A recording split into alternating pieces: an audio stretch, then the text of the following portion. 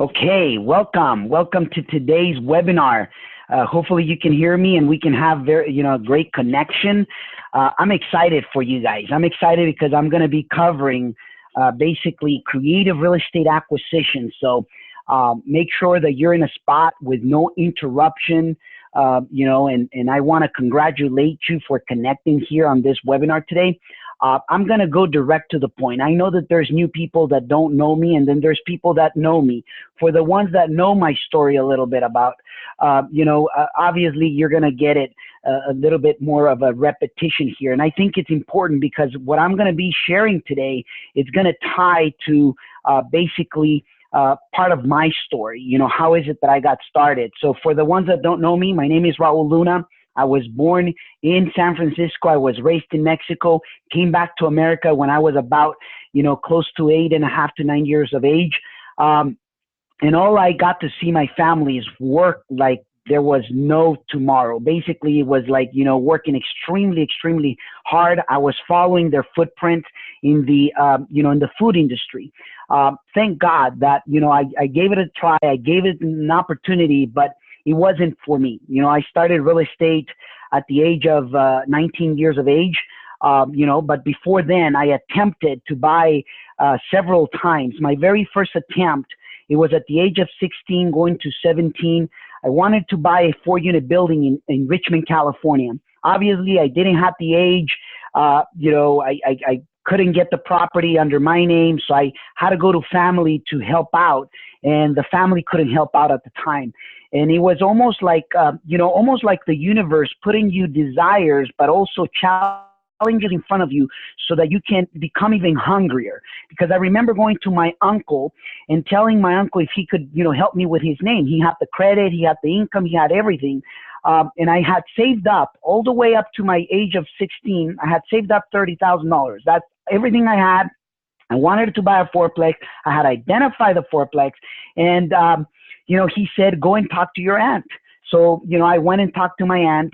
At the time, my father couldn't qualify. He was collecting all the helps that you could potentially imagine that the government here gives, So he couldn't, obviously, he didn't have a bank account. He didn't, he was too, I guess, naive in a way, and no credit, no nothing, because his philosophy is you pay for everything cash, no debt whatsoever. So we were kind of, strapped in a way. So we went to my aunt, which was at the time my uncle's wife, and she said no. And, something inside of me was like, you know what? One day I'm going to grow so big that people are going to come to me and ask for help, and I'm going to be able to be so abundant, and I'm going to be able to help others. Because the only reason why somebody's telling you no, it's because they don't yet believe in you. They maybe are scared that if you fail to, to pay. And I remember that I told them, I said, listen, if I don't pay it, this is all I got. I got all my savings basically put into this building. And because they say no, once again, it was a desire, was a hunger that was deposited, that grew inside of me. And it was interesting because, I put my very first restaurant with that money that, later on I sold really, really fast because I wasn't cut for it. It's just knowing that I wasn't cut for it. Working 7 days, 7 nights, no days off, and getting paid less than minimum wage, basically, because it was a struggle all the time. Anyhow, that's my journey, basically, from, how I got started. I sold the restaurant. The same broker that sold the restaurant is the one that kind of showed me the ropes on how to get started with the real estate aspect. In the very first property, ladies and gentlemen, it's creative real estate acquisitions. I want you to understand this. There is 1, 2, 3, 4 items, four ways. I'm pretty sure there's many other ways, but within those 4 creative acquisitions that I have personally been involved with, there's a lot to cover and dissect. And the very first creative way that I purchased a property in America, it was at the age of 19. It was a triplex that I converted into a fourplex. Many know that story because, that's how I got involved into it. It was a property that was on the market that the same broker that sold me the restaurant basically was also selling that triplex. And, it was interesting because the property wasn't selling that fast.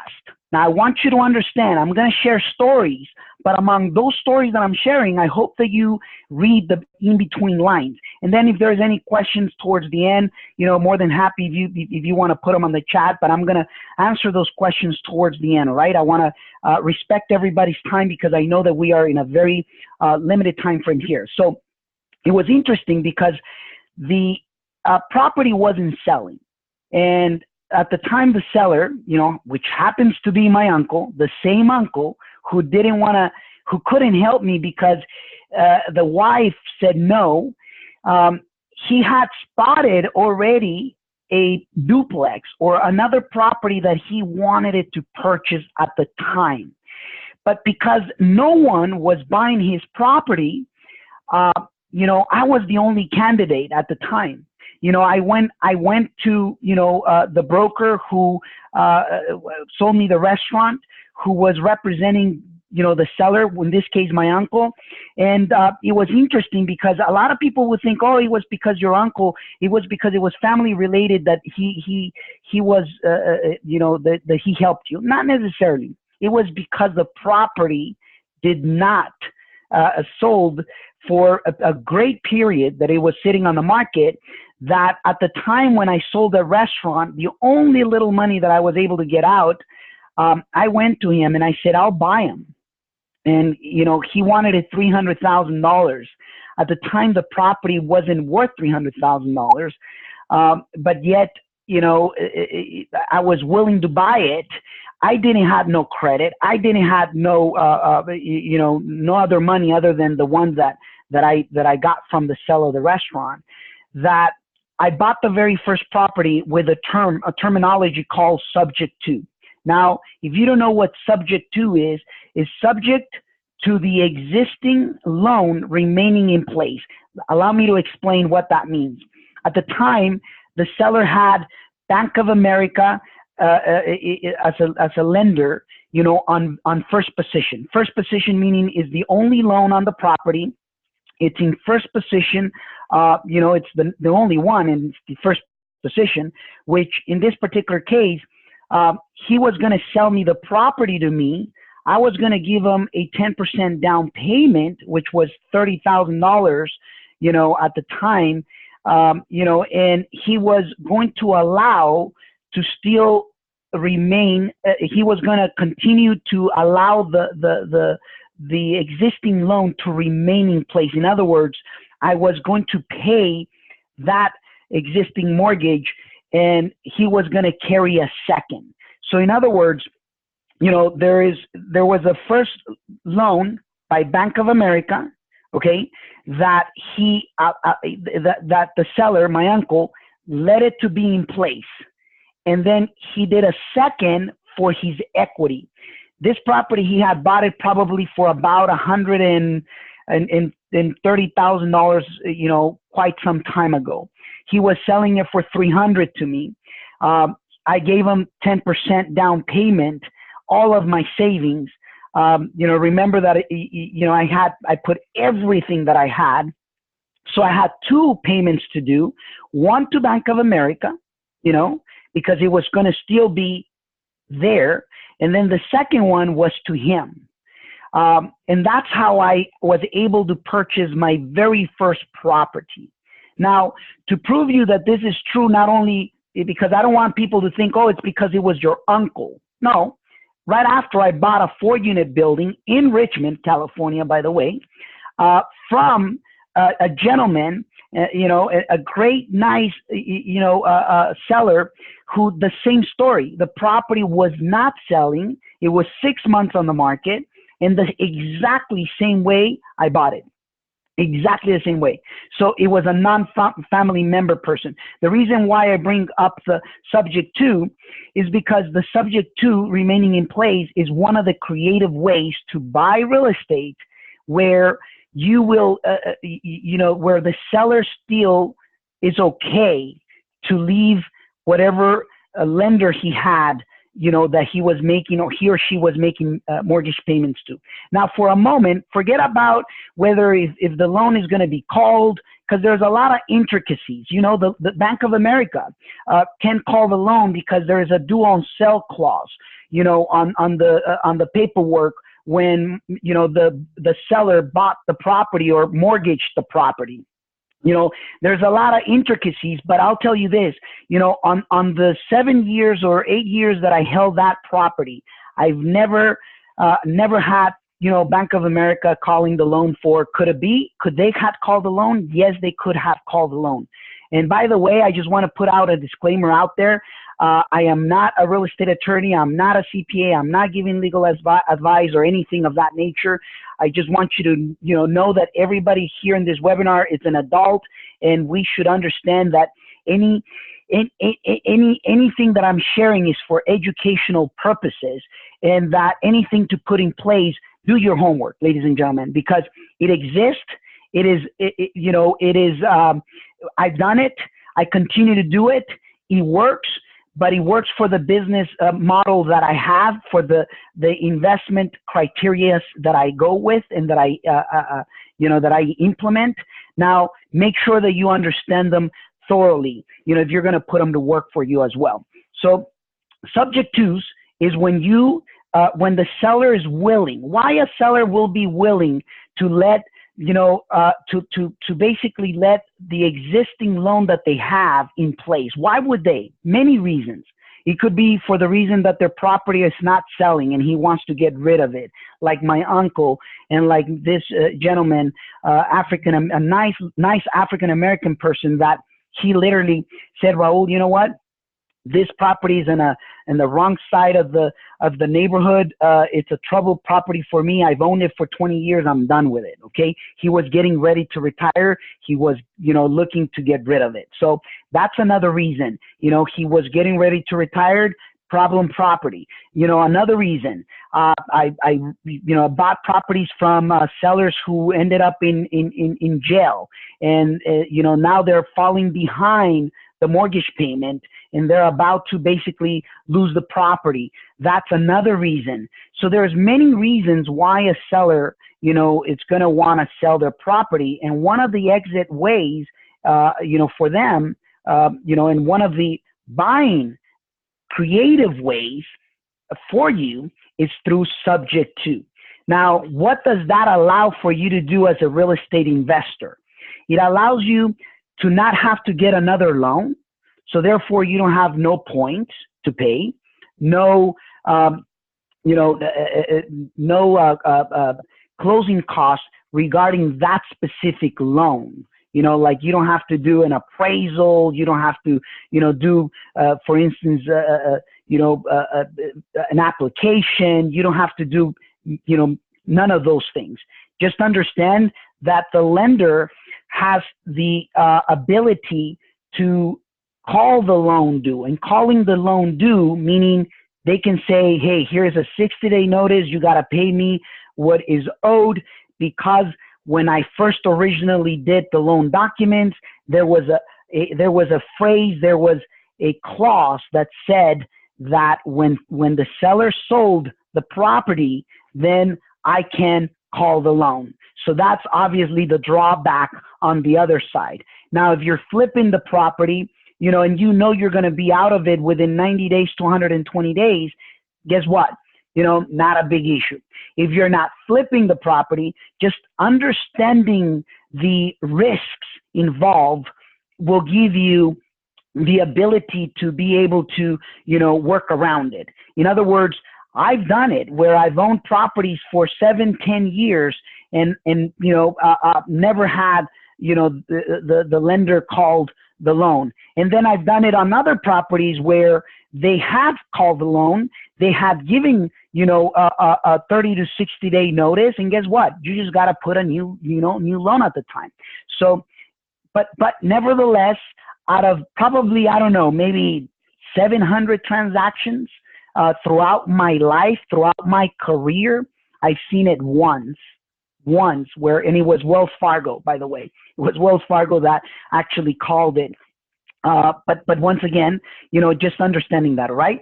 Now we're gonna get into, creative. So we covered creative real estate acquisition number one. We're gonna do creative acquisition number two, and that one is through seller financing. There's a huge difference as a subject to seller financing. Seller financing, mainly it's when, it happens on many different methods, and we're going to cover, each one of them.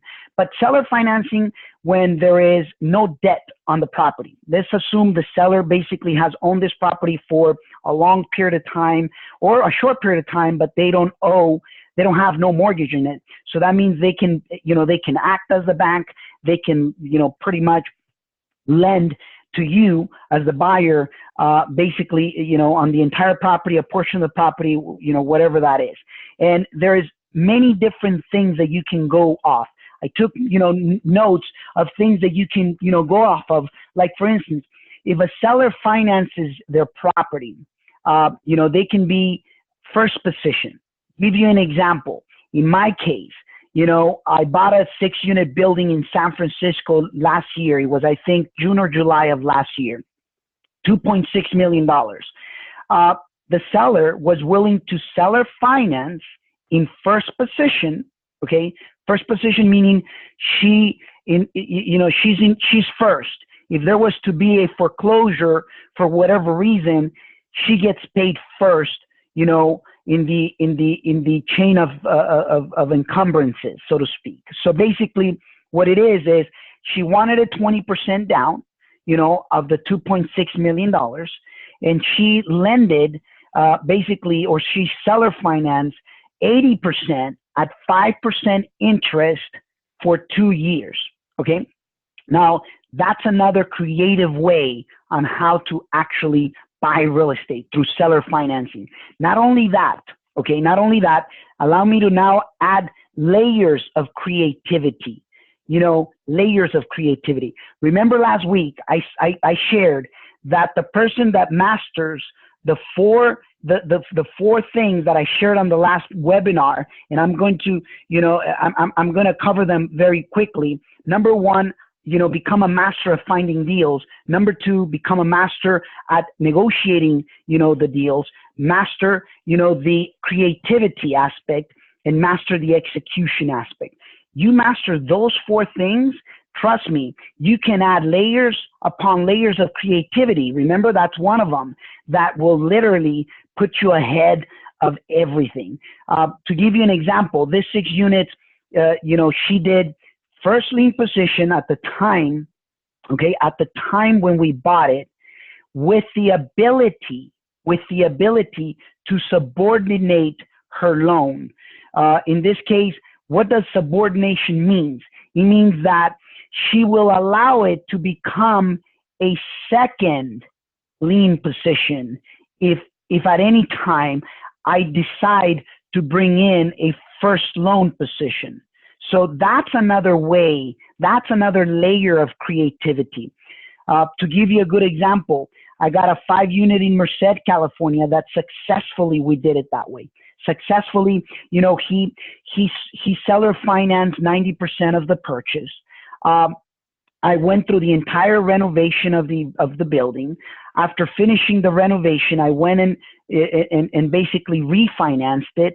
I brought in a lender on first lien position, and then the seller finance was subordinated to a second position. That's one layer. The first creativity is that the seller financed. Okay. The second creativity is that he allows subordination on a second position whenever that time comes, and obviously all of this has to be in pre-agreement in the purchase and sell agreement. It has to be very well spelled out.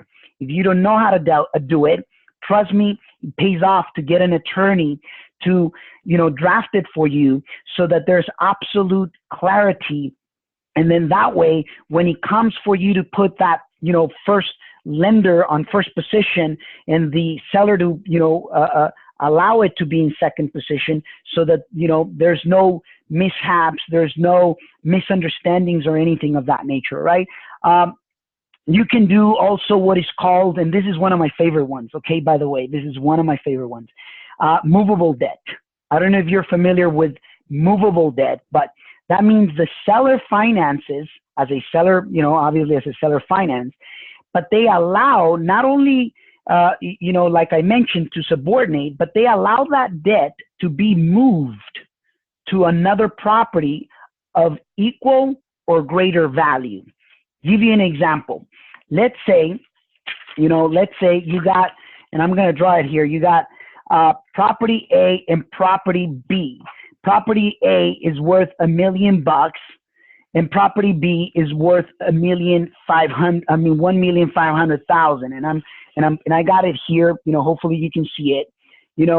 Property A, $1 million, property B, 1.5 million. The seller financed you, let's just say, for the sake of this explanation, $800,000 on this property, on property A, with the ability for you to be able to move that debt when you sell the property, let's just say, as an example, let's just say, they allow you to move it. Why will a seller, that seller finance will allow you to move their debt? Mainly for tax purposes, tax reasons. It actually has happened to me several times. The 6-unit building that I bought in San Francisco, the seller doesn't want to get paid. She's okay on me being able to move this debt when I sell property A. When I sell property A, she will allow me to move this debt of $800,000 into property B. Property B is another property that I own, okay, that you could own, as long as the value is of equal or greater, in this case is greater, the seller finance, or the, lender, the private money lender, so to speak, in this case, which is the seller, will allow that debt to be moved. When that debt gets moved, that means the seller hasn't gotten paid. Because the seller hasn't gotten paid, basically they don't have to pay taxes on that money. Keep in mind, check and verify with your professionals, with your CPA, with your tax attorney, things of that nature. I have asked them about this, and you know what? They have given me their point of view, which I totally love this, because it's a very high level creative way on how to actually buy real estate from people that wants a steady cash flow, that wants a portion of their money, coming home so that they can enjoy it. And why will sellers allow that? Once again, they're getting to retire in an age. Their cost basis is so low that they have so much equity that if they were to receive all the money, they're gonna pay a lot of taxes into it. So for them, it's like, why would I give my money away to the government when I can, seller finance it? But then if you're buying the property to flip, you could always put that debt into another property. Give you an example. Why would I put that debt into another property? Well, because if I'm paying 5% or 4% on that money, if I go to a hard money lender, I'm going to pay anywhere from 8 to 10%. Why not have cheap money, that I could use all the time, instead of having to pay 8 to 10% on hard money for my fix and flip business? Now, even for my long-term aspect, if you're getting 4 to 5%, you don't have to go through all the nuisances and all the minutia that you got to go through basically when you apply with a lender. I'm actually refinancing one of our shopping centers, and they ask you for your DNA, for your blood type. They want to literally scope you to see if your cells, if you got more cells that are alive than dead. I mean, they ask you for everything, like everything, and it takes anywhere from 90 days to 120 days to get a loan from a bank. How about that? But seller financing is super fast. That's why it's very creative. The movable debt, one of my favorite creativities on acquiring, and acquiring real estate. And it's a win-win, by the way, okay? This is not just a win for you. And as long as the seller doesn't want to get paid and has a clear plan, because, they rather get their money, on installments, because they're only going to pay taxes on the installments that they get versus the whole lump sum. It's a win-win. And I truly, truly love it. All right. Now, an additional layer of creativity is paying zero interest or no interest whatsoever. I've done this successfully, ladies and gentlemen, on one of the properties. As a matter of fact, okay, I want you to understand this. I did this on a Manteca shopping center that you saw on the emails that we sent you. Literally the gentleman, for tax reasons, he had to sell so quick. He had to sell it was like a fire sale. And for 5 years, I don't get to pay basically interest. I think it's either half of a percent or 1%. Okay, it's not quite zero interest, but it's so low that it's literally. How much is half of a percent or 1% of $150,000 over a 5-year period? Let's do the math, just so that you can see. $150,000. Okay. Let's just say 1%. I don't exactly remember. Okay, it's $1,500 a year for 5 years. Whoa, $7,500 for the 5 years, and I don't get to make any payments until the 5th year. So it's one big balloon payment. That's another layer of creativity. So under seller financing, okay, I'm adding a layer of you being able to be in first position. That's one layer. Or second position. That's another layer. Or making the debt movable. That's another layer. Or zero interest or extremely low interest, like, half of a percent or 1%, and no payments for the period of the loan. How many layers on seller financing can you literally put? That's creativity at its fullest, ladies and gentlemen. That's ultra creativity. And guess what? As long as it's a winnable for both ends, you name it. See, the seller was so stuck on a price. He didn't want to budge on price that I had to get some terms.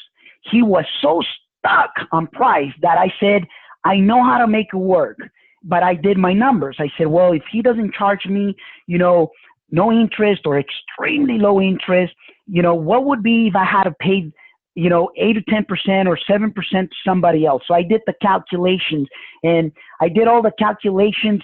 If I was to get a loan with a bank or a loan with hard money, if I was to, bring a second loan into it. So I did all the math, and he concluded that if I actually did all this, it was going to be as if I was buying it at the price that I wanted it. So basically, it worked for him because he got his price, but it worked for me because I also got my price, but my price is with time. Does it make sense? Hopefully it's making sense for you guys. But I'll tell you one thing. Under seller finance, you can do, 1, 2, 3, 4, 5, 5 or more layers of creativity, when you're actually doing seller financing. Now, I'm going to jump into the creative acquisition number 3, okay? How about lease option to buy? You know that when I first met my wife, it was interesting because the very first property that we actually, that we got into, it was in Tracy, California. It was, I think, an 8,000 square feet home. Picture this, 8,000 square feet home, brand new. No one had lived in it. Okay, no one had lived in it. It was an engineer that had built it for his son, but his son decided that after all, he didn't want to move. We saw it on Craigslist. We were at the time looking for a place to actually rent. It wasn't even to buy at the time. It was, let's just rent something right away where we can basically go in and move in. And it was interesting because they were renting this place out. It was not advertised lease option to buy. When I met the seller, when we saw the house, and it was a stunning, nice, gated community place, I was like, you know what? This is a house that I could get accustomed and get to live, for a little while. And I told my wife, I said, listen, I think we should do a lease option to buy. We can do a lease option to buy. And ladies and gentlemen, we did a lease for 1 year with an option to purchase the property. Lease option to buy gives you the ability to lease it and see if you like the space, the community, and then later on exercise on that, on that agreement. But ours was one step beyond. Our lease option to buy was also a lease that was an assignable lease. Okay, that's another layer of creativity, all right? What it means is that when the time came, to exercise the purchase, we decided that we wanted it to move. So we got someone else who actually took our place, and we were able to assign that lease option to purchase. So talk about, assignable purchase agreements or wholesaling. That's just one way. How about leasing the place with an option to buy, but with the ability to assign? An assignment is nothing more than allowing anybody else to take your spot, basically, and you get to charge a fee. Well, guess what? Real estate was appreciating massively at the time. And that's why would a seller allow a lease option to buy? Why? In this particular case, the engineer had lost his job, and he was freaking out because he also had other properties. So he was concerned about not having enough, obviously, to make the mortgage payment. So he was literally leasing the place for what the payment was. It was a $1.2 million house in Tracy. Now that house is worth probably about $2 million, but $1.2 million, newly built. And he was actually leasing it for $3,500. Can you imagine? We had it. I think was it 34 or 36? 36. Anyways, do the mortgage payment on a $1.2 million house, and you'll realize that it's probably twice that price. So we were leasing it for $3,600 a month. And we were controlling the asset of $1.2 million, newly built. But once again, what was the seller motivation, or in this case, not seller, but what was the lessor motivation? Lost a job, making payments on a vacant house that the son didn't want to move into, so they were making payments on another house in the Bay Area. The only thing he cared is he wanted it to make sure that he had responsible, clean people in that house. I still remember until today that we had to give him a credit report. I had to give him, he was very careful. Now, in this particular case, on a majority of my lease options, they could care less, but because this was a brand spanking new house, no one had lived in it, he was being ultra careful on everything that he could do. Guess what? I had recently come out of bankruptcy, and I told him straight out. I said, my credit is bad. I went through bankruptcy, but I said, but listen, you know what? Do you believe in second chances? He said, yes. I said, I do. So I do too. And guess what? What I can do is I can show you I can show you basically, what I've done in this, past years. So anyways, he says, Raul, you know what? I trust you. I believe on you. And he did it. So I just want you to know, and this, we found it in Craigslist. It wasn't a lease option to begin with, or he wasn't advertised as a lease option. I converted it into a lease option because I really, really liked the house, and I wanted it to secure, obviously, the fact that we could buy it later on. So that's creativity number 3. We're going to get on creativity number 4, which is purchasing the property subject to entitlement. Purchasing the property subject to entitlement, and making, obviously, that purchase also having the ability to be an assignable. All of my contracts, I make them to be assignable. Okay, make sure that you write it down. All of your contracts should be assignable, because it gives you the ability to either bring a partner, to either, you know, sell your contract and have somebody in your shoes. It gives you the ability to add anybody to the mix at any time. Now, what does it mean purchasing it subject to entitlement? Well, let me give you a good example that we started it, by the way. It's a property in San Francisco. Right now, it's a commercial dancing studio that we're going to tear down. This property, we put it under contract, subject to entitlement, and we put it in so many layers. Okay, I want to basically give you an overview, because there's a lot of multiple layers of creativity that you can implement in your own deals, right? First and foremost, we're dealing directly with a seller. Seller is doing extremely well in the stock market. Maybe not now, but at the time, you know, when we were going into contract, which was the middle of last year. But it took a lot of little steps, which is important for you to understand. It's really important for you to understand why the seller allowed this, and it's a winnable game for the seller, right? Number one, stuck with the price. He wanted it, his price. He was dead set on the price. He wasn't going to budge, not even $1. We tried it, even $1. We tried it. He says, Raul, you're not going to move me on my asking price, period. So I started thinking, I'm thinking, how can we make this thing still possible? And came to him and I said, listen, I'll give you your price, but I'm going to need some terms. And I spelled it out. And on this one, I actually hired an attorney to draft it, because there's a lot of multiple layers of creativity. I told my attorney, I said, listen, this is the vision on this property. I want to tear it down. I want to maximize the land. Went to the city. The city says you can do up to two condominiums in this land. And it's going to take about 18 months for you to get approval. So I said, okay, perfect, fantastic.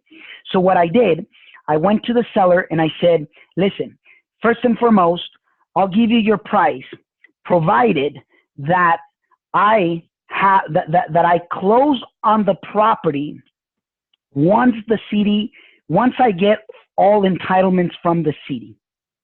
In other words, it's going to be under contract for all this time. It's going to be in escrow. There's going to be a deposit. I'm going to bring all this professionals, architects, engineers, soils reports. I'm going to bring all this designers, contractors. But I'm not going to close on this deal until I get full entitlement from the building, you know, from all the governmental agencies in the city of San Francisco saying you're good to start construction. Now, and when I'm, and to protect, keep this in mind, to protect all the expenditures that I'm doing actually right now as I'm doing this webinar. I'm going to meet tomorrow with the architects to go over some designs, to go over some, you know, many aspects to make sure that the investment is protected. The attorney suggested to do to record a memorandum. He calls it a memorandum. It's nothing more than clouding title, so that the seller can't refinance, because obviously, imagine if he refinances it and now you got an encumbered property, so that the seller can't sell to nobody else. And if he tries to, there's something that says, wait a minute, this property, you know, it's already under contract. So there was a recorded memorandum that the attorney prepared. The attorney sent to the title company. The title company went and recorded it on my behalf. Once that was recorded, then I can do all the investment and expenditures like the architect, soils reports, et cetera, knowing that obviously the seller won't be able to do anything because there's a commitment already with us. And another layer, so first and foremost, the first layer is that he was willing to be under contract for 18 months until I get full entitlements from, you know, the city. Number two, he allowed to do a memorandum, which is the only way I was going to put money into this, Okay. Number three, he's going to seller finance it. Once we get full entitlement, I close on the property. He's going to seller finance 100% of the purchase. In other words, no down payment, no interest, and he will get paid. When I sell the first condo, he gets 20% of his loan, and 80% when I sell the second condominium. In other words, he's also allowing to subordinate the loan in second position when I bring the construction loan in first position. Hopefully I didn't lost you there. I hope that I didn't lost you. But if we go item by item by item, that's the most creative deal that I've ever done in my entire career, where literally he's okay waiting 18 months. Why is he okay? He's got more money than, you know, he needs. So he doesn't care about this property, but he's so set on the price, right? So he's willing to wait until he gets fully entitled. That's number one. He's willing to seller finance it. He's willing to do the memorandum. Otherwise, I don't buy it. That's number two. He's willing to seller finance it. Number three. He's willing to not charge interest rate. That's number four. He's willing to get paid 20% on the first sell. That's number five. And 80% on the second sell. That's number six. And he's willing to subordinate the loan in second position. That's number seven. Okay. So 7 layers of creativity. 7 layers. All this process is probably going to take us anywhere from 2 to 4 years. Doesn't matter, because the only way the numbers made sense to pay him his price, the only way that was making sense, was by time. So I said, you give me time and I'll give you money, the money that you wanted. So, why is it that I don't want to close? Even now, why wouldn't I close now if I don't have to pay him until I sell the first and second? First and foremost, because I don't want to be responsible for taxes and insurance all this first 18 months. So it's a saving, right? Why his taxes is extremely low because his cost basis when they bought it 40 years ago is nothing compared to what we would pay if we close on it today. That's why I'm waiting to close on it when we start construction on the property. Does it make sense? Hopefully, if it's making sense, go ahead and leave me a message, and let me know if it's making sense. So anyways, that's the number 4 creative way of acquiring real estate. Hopefully, I've delivered what you came for, and if you're truly serious, ladies and gentlemen, on continuing to learn even more, this is what I started not too long ago, and exactly maybe about a couple weeks ago. I started something where all my meetups, once a month I do high level events, and I know that there's a lot of people from all over the U.S. telling me, Raul, you know what, I can't fly all the way there, but do you have access to all that data, to all that information? And I decided that I was going to put something called REI Profit Vault. Basically, it's a recorded system that you will have access, to everything that I'm doing. Everything that I'm doing in that specific event once a month for basically bare to nothing. I think we're, for bare to nothing. Go to reiprofitvault.com, reiprofitvault.com. And if you believe it's for you, and if you believe that now you're getting some great information, and you want to obviously, get an update, a case study once a month, and also get some high level education once a month, from videos that we're going to be recording, that's the place that you want to start. It's only $7. It's less than a, Starbucks, than a coffee from Starbucks, so for about the same price of a coffee, specialty coffee, you'll be able to have some really high level information. Just go to reiprofitvault.com, right? Anyways, is there any questions that you guys got, ladies and gentlemen? Any questions? The last one is more experienced people, but okay, you're good. Thank you. Do you do mentorship? I don't, Car, I don't do mentorship right now because, I'm running, obviously I'm running multiple real estate companies from the cash flow company to the flipping company. Now the new addition that we did from, the multifamily, the bigger complexes. So it doesn't allow me time to do that. But what I do is through REI, Profit Vault. You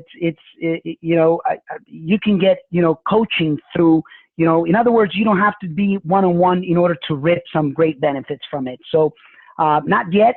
Maybe that may change in the future, but, it's great that you ask. Anyways, any other questions, ladies and gentlemen? Any other questions before we wrap up here?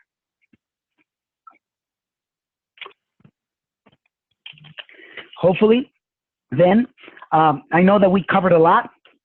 The 4 ultra creative ways on acquiring real estate. Remember why I said that you got to master creativity? And the best way to master it, let me tell you how. It's either because you have a mastermind that you can take a deal and make them a question and say, hey, listen, is there any other way we can do this deal besides the only way that I'm seeing it? That's one of the questions that you may want to ask there. Second way is be willing to ask. Be willing to ask all the time. Are you willing to seller finance? Are you willing to get creative to make this deal happen and you get your price? Always ask, because if you do ask, you only got 2 answers, yes or no, or maybe a third one, maybe. I don't like maybes. I'd rather, I prefer to know yes or no. A fast no is better than a, slow, a fast no is better than a slow maybe or something like that, right? So anyways, let's do it. To see this webinar again, Mr. Alberto, great question. I would have to ask my technician. I don't even know, where he's going to put it. I think he's going to put it on a YouTube channel. But, in addition to it, guys, if you value, some real coaching, it's not one-on-one coaching, it's through a series of events that we do once a month. Go and check out REI, Profit Vault, because I can promise you that you're going to get different speakers once a month that we're going to be recording, plus some case studies, amazingly stuff that you're going to be able to have access for bare to nothing. To me, it's bare to nothing, because it's for $7 a month, you'll have access to some extraordinarily high level content that is going to improve your profit if you're serious on, obviously, in your life, in your real estate career. So congratulations, for actually making it here on the webinar. Get to see you next week at the same time in the same channel. Make sure that you become master at execution. Otherwise, doesn't matter how well you learn the other 3. If you don't become a master at execution, you're doing yourself a disservice. And I'm pretty sure it's not only to yourself, it's also to your family. Congratulations. We'll get to see you next time. Thank you very much.